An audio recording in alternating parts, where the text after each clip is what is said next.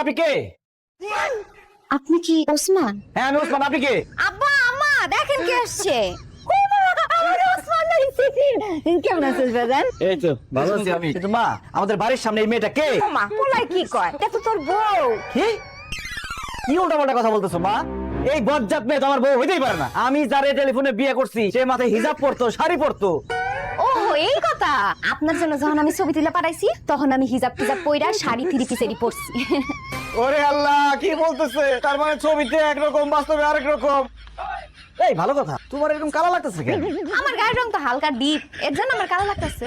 তুমি না আমার টেলিফোনে কইছো যে তুমি মোলার মতো ফর্সা। ওটা তো আম্মা শিখাই দিছে দেখা বলছি, আমি নিজে থেকে বলতে চাই না। হায় হায় হায় রে, কত বড় ধোঁকা আমার সাথে।